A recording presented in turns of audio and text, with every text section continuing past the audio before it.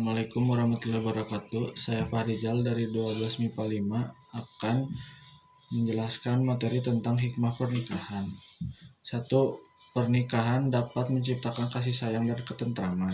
Seperti dalil yang terkandung pada surah Ar-Rum ayat 21 yang artinya, dan di antara tanda-tanda kekuasaannya ialah Dia menciptakan untukmu istri-istri dari jenismu sendiri, supaya kamu cenderung dan merasa tentram kepadanya, dan dijadikannya di antaramu rasa kasih dan sayang. 2. Pernikahan dapat melahirkan keturunan yang baik.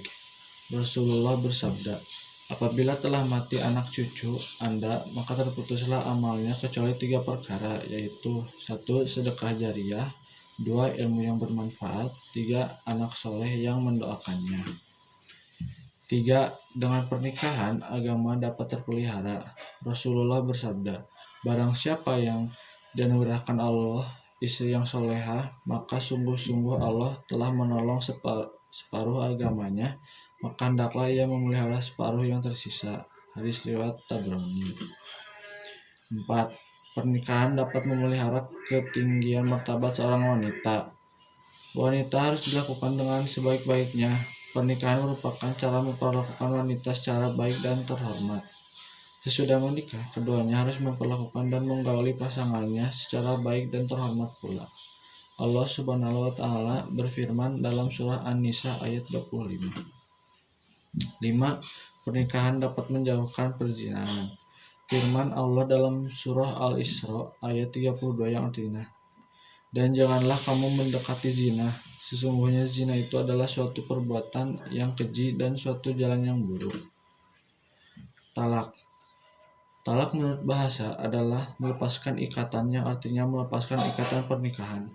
Sedangkan menurut istilah adalah melepaskan seseorang perempuan dari ikatan pernikahan.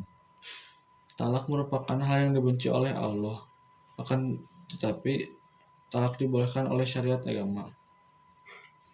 Lafaz talak, perkataan yang disepakati untuk mentalak istri ada 2 macam, yaitu 1. Sarih atau terang, yaitu kalimat yang jelas mengandung maksud memutuskan ikatan perkawinan, seperti seorang suami mengucapkan saya ceraikan engkau. Mengucapkan kalimat tersebut tidak perlu dengan niat.